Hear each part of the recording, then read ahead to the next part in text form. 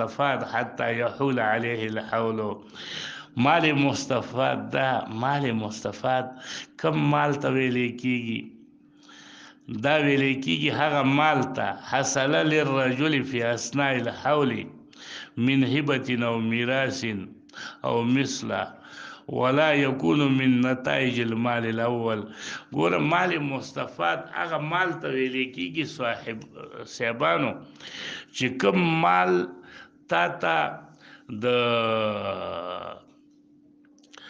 د نصاب د پوروالي نه وروسته په منځ د کال کې حاصل شي.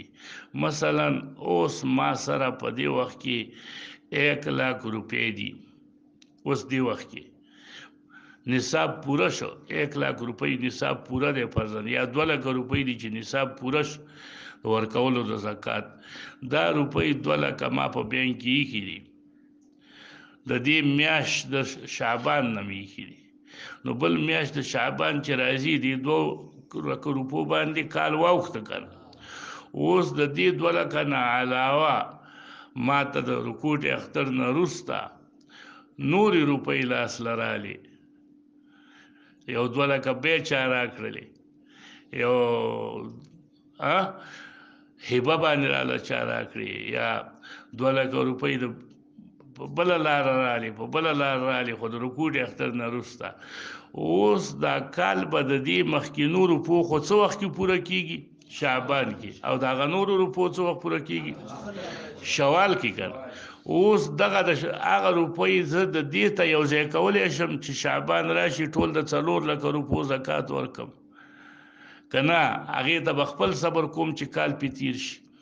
بیا به بیرته پرسن بیا ما ته 15,00,000 میلاو شولې، هغې 15,00,000 ته به خپل صبر کوم چې کال پې تیر شي. که دا ټولې د کال په آخر شعبان کې زه راجمع کړم او ویم چې اوس ما سره څو روپۍ دي؟ 6,00,000.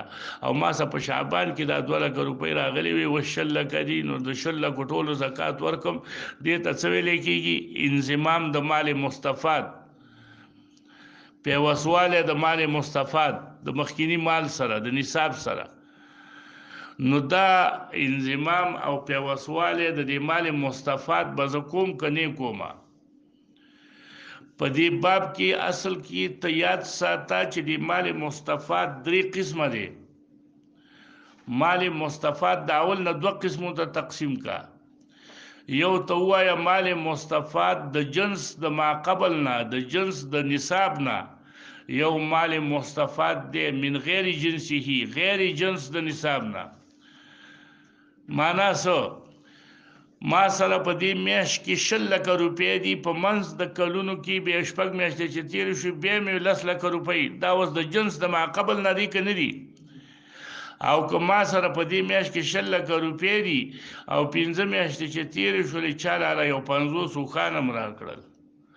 اوس دا اوښان چې دي دا د جنس د ماقبل نه دي که نه دي؟ نه، هغه بیل جنس دی. یو 200 غواګانې راکړې خو بیل جنس دی. نو د هغې کې به زه د دې وخت سره به زکات ورکوم، که په هغې کې به ګورم چې خپل کال لا باندې تیر شي. نو مال مستفاد من جنس المعقبل دی که من غیر جنس المعقبل؟ من غیر جنس المعقبل. نو څو قسمه شو دا مال مستفاد؟ 2 قسمه. بیا دا کم زکات، دا کم مال مستفاد چې دی د جنس د ماقبل نه، دا 2 قسمو ته تقسیم دی. یا به دا نتیجه د مال ماقبلی، یا به نتیجه د مال ماقبل نه وي. چې د جنس د ماقبل نه وي، ما سره اوس 6,00,000 روپۍ دي، 5 میاشتې پس مې 15,00,000 روپۍ نورې وګټلې، خو په همدې 6,00,000 مې وګټلې، خو 5 میاشتې پس مې وګټلې. دا اوس د جنس د ماقبل نه دي که نه دي؟ او نتیجه هم د مال اول ده که نه؟ د نصاب اول ده، د هغې ګټه ده که نه؟ یا ما سره اوس په دې وختونو کې 500 چیلۍ دي چې دا ټولې بلاربې دي چې 9 میاشتې پې تېرې شولې، ټولو څه راوړل؟ بچي راوړي. نو دا چیلۍ اوس رسېدلې دي 2,000 ته. نو زه به اوس په دې بچي چې وروسته راوړي دي دې ته به خپل کال ته ګورم که نه همدې کال کې؟ دا اوس جنس د ماقبل دی، خو نتیجه ده د چا؟ د ماقبل.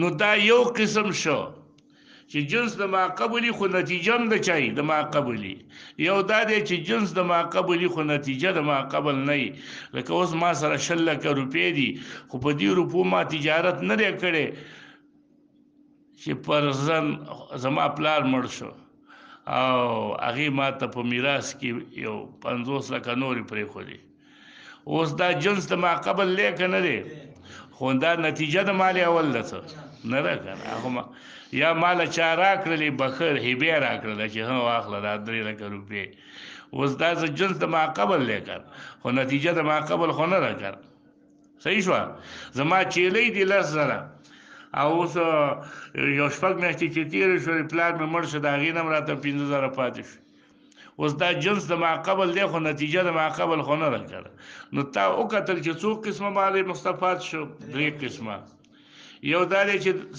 سره د جنس د مال اول نه نه صحیح ده مخکې چیلۍ دي وروسته غواګانې مې پیدا کړې وروسته روپۍ دي مخکې وروسته بیا چیلۍ راغلي دا جنس د ماقبل نه دی او که جنس د ماقبل هغه بیا څو قسمه شو 2 قسمه شو یا به د ماقبل نتیجه یا به د ماقبل نتیجه نه اوس په دې کې اتفاقی صورت دا دی چې د جنس د ماقبل نه نه د جنس د ماقبل نه نه په دې کې اتفاق دی چې دا مال مستفاد بس تا مخکینی مال ته نظم کیږي بل هغې دپاره به لابودي وي د حولان د حول مستقل نه حولان د حول مستقل مثلا ما سره 10 لکه روپۍ دي وروسته مې چې وکتلې یو 100 اوښان راغله نو زه به د اوښانو زکات به په خپل وخت ورکوم چې کال پې تېر شو او د دې روپۍ چې مخکې راته حاصلې وې د دې به په خپل وخت ورکوم هغه اوښان به دې ته نظم کومه په دې اتفاق دی د ټولو فقهاو اجماع ده د ټولو فقهاو صحیح ده یو هغه مال دی چې د جنس نه دی مثلا 100 لکه روپۍ را سره دي منځ کې مې 100 لکه روپۍ نورې په دې 100 لکه روپو وګټلې دا اوس د جنس د ماقبل نه دی خو د نتیجه هم د مال اول ده نو دی کې اجماع ده چې دا به زه اول مال ته ځم کومه ټولو له به یو شان ته زکات وباسم چې د اول وخت پوره شو نو د دې نورو باندې که کال نم دی تېر نو زه به څه کومه زکات به ورکوم لکه ما سره څه کاري 10 لکه روپۍ دي کال دا وخت چې راځي دا 50 لکه ته رسېدلي زه اوس دې ته نه ګورم چې هغه اول خو ما سره 10 لکه وي او بیا مې 15 میاشتې پس 2 لکه نورې پیدا کړې او بیا مې 1 میاشت پس 6 لکه نورې پیدا کړې نو دا هر یو چې خپل تاریخ تیر شي کال تیر شي بیا زکات په ما واجب دی نه داسې به نه بلکې چې کله مال سابق نتیجه ده دا به د هغې سره څه کې ضم کې دې باندې اجماع ده او یو هغه صورت دی چې دا جنس د ماقبل دی خو نتیجه نه ده زما په روپۍ پرتې وي په چا سره قرض 100 لکه او دا 10 لکه مې اوس په بله لار حاصل کړي دي په هغه 100 لکه روپو ګټې باندې مې نه دي حاصل کړي تنخواه ده د پلار میراث مې دی د نیکه میراث مې دی هغه راته پاتې شوې چا هبه راکړلې اوس دا مال چې د جنس د ماقبل نه دی خو نتیجه د ماقبل نه ده په دې کې اختلاف دی ائمه ثلاثه وایي چې دا به نظم کیږي ائمه ثلاثه وایي دا به بلکې د دې دپاره به خپل څه خپل حولان د حول وایي او امام ابو حنیفه څه وایي چې دا مخکې سره ضم کا اگر چې د ماقبل نتیجه نه ده خو جنس یو دی د دې حساب تا ته ګرانېږي نو د دې وجې نه دا د مخکې سره به څه وکړي ضم وکړي او یو ځای بیا زکات ورکړي دا ما چې تاسې ته لږې لږې خبرې وکړې په دې تاسې پوه شوئ په دې مال مستفاد باندې ګوره حدثنا يحيى بن موسى قال حدثنا هارون بن صالح الطلحي المدني قال حدثنا عبد الرحمن بن زيد بن أسلم عن أبيه عن ابن عمر قال قال رسول الله صلى الله عليه وسلم من استفاد مالا فلا زکات عليه چا چې استفاده وکړله د مال نورم حاصل ک په دې اضافه مال باندې چې کمی د کال منځ کې حاصل ک په دې زکات نشته لري حتی يحول عليه الحول عند ربه د مالک سره په کال تیر شي ما تاسو ته ویل چې په دې کې اتفاق دی په نه زکات باندې چې په نظم کېدل باندې په هغه صورت کې چې جنس ته ماقبل نه او چې کله د جنس د ماقبل نه نو هغه به 2 قسمه دی یا نتیجه نه که نتیجه و اجماع ده چې هغه به ضم کې که نتیجه نه هغې کې اختلاف دی وفي الباب عن سراء بنت نبهان الغنبية وبه حدثنا عن ابن عمر قال من استفاد مالا فلا زكاة فيه حتى يحول عليه الحول عند ربه. قال أبو عيسى وهذا صح من حديث عبد الرحمن بن زيد بن أسلم. ځکه حدیث چې دی دا حدیث موقوف دی دا رست عن ابن عمر او مخکینی حدیث سو مرفوع. نو دا ویل چې دا موقوف چې دی دا روایت اصح دی، هغه مرفوع روایت چې دی هغه کې کمزوري ده. هغه روایت کې عبدالرحمن ابن زید دی او عبدالرحمن ابن زید ضعیف دی. موقوف روایت صحیح دی، خو دا موقوف هم په حکم د مرفوع کې دی، ځکه دا هغه دغه دی چې دې لپاره لا مسرح للاجتهاد فيه. کله چې موقوف داسې چې لا مسرح للاجتهاد بیا هغه په حکم د مرفوع کې وي. قال أبو عيسى وروى أيوب وعبيد الله بن عمر وغير واحد عن نافع بن عمر موقوفا.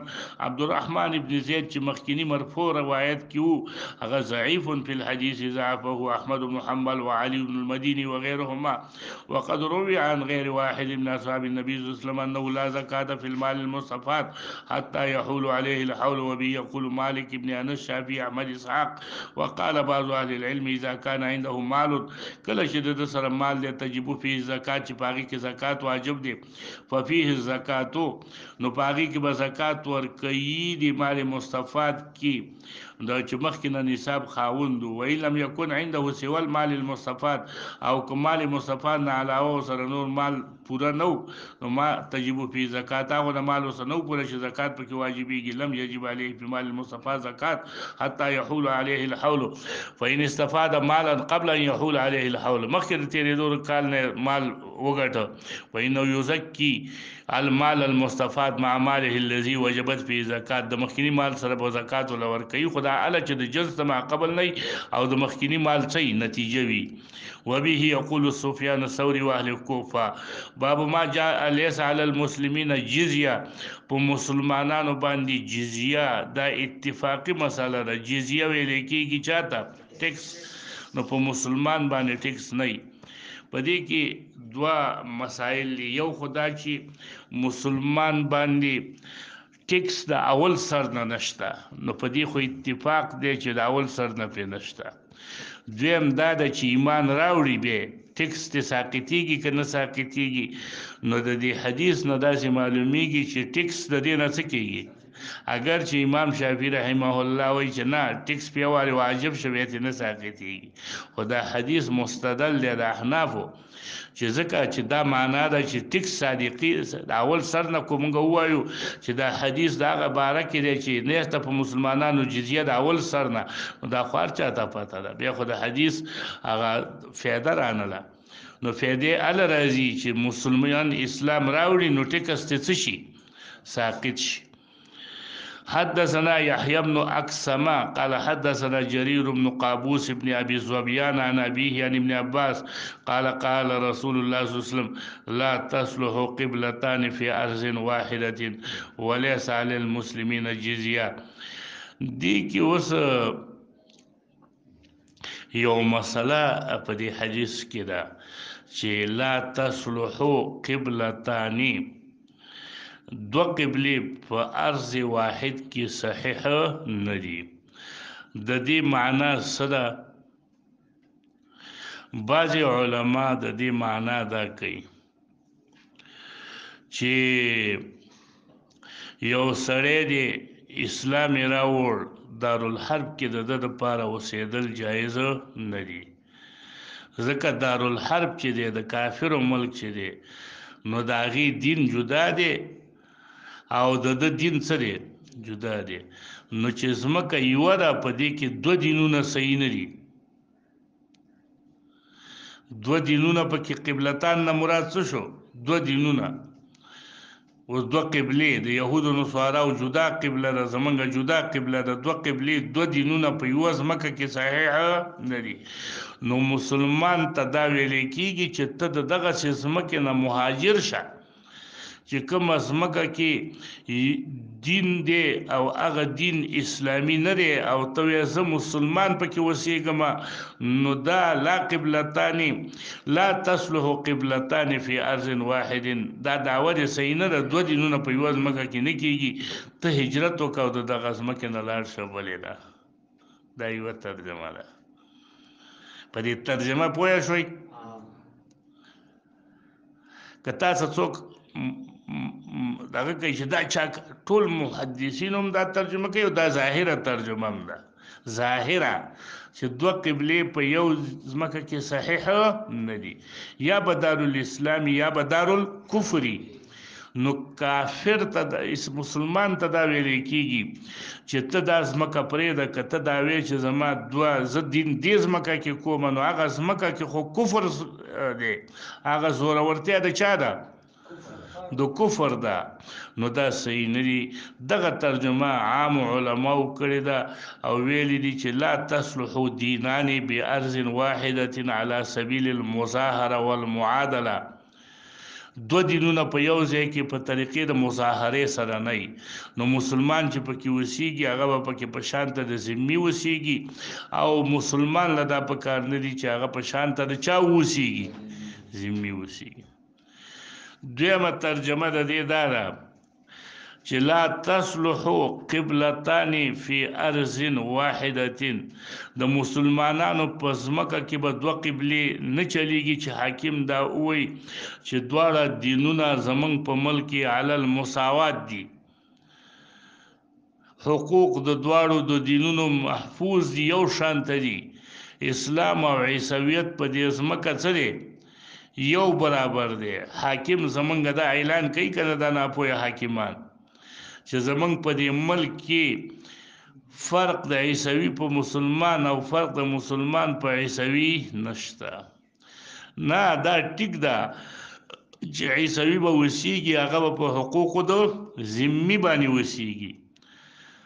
نور دوه دینونه په یوه ځمکه اسلامي کې به نه وي چې هغې ته م اجازه وي چې هر څه کوي نو کوي به، هغوی چې خپلې کلیساګانې جوړوي نو جوړوي به، او که هغوی ما خپله طریقه کې هر څونه دعوت کوي به، او زمونږ به وي. نه دا صحیح نه ده.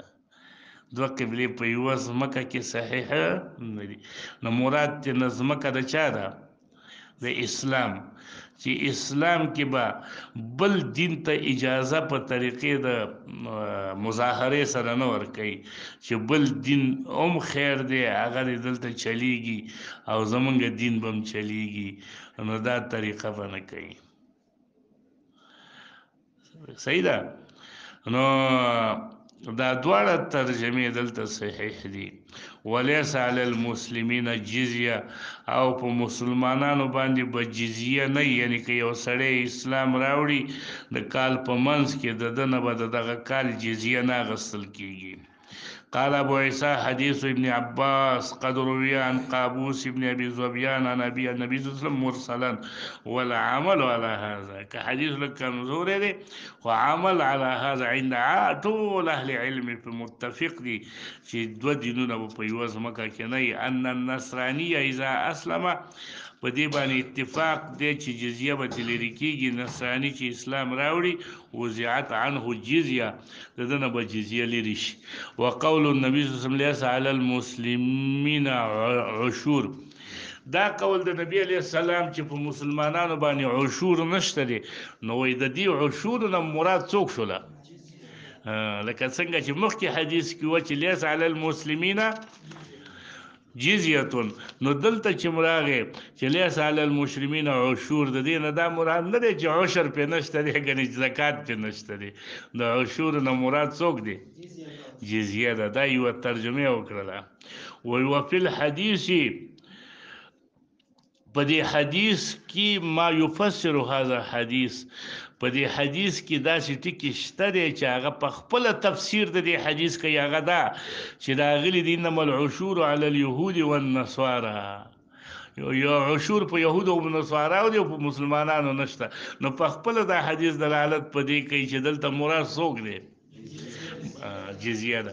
بعضې علماو د دې عشور نه دا معنا هم اخیستې ده چې دا به په کافرو باندې په دې مال د تجارت کې نه به کافرو نه به عشر اخیستل کېده زکات کې، په مسلمانانو کې څه اخیستلی کېږي؟ ربع د عشر کنه، او عشور لسمه حصه د زکات په مال کې دا په یهودو او نصاراو وه.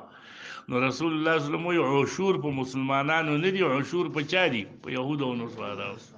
یوه ترجمه یې دغه هم ده. باب ما جاء فی زکات الحلی یا حلی. ښه وخت تیر شوی.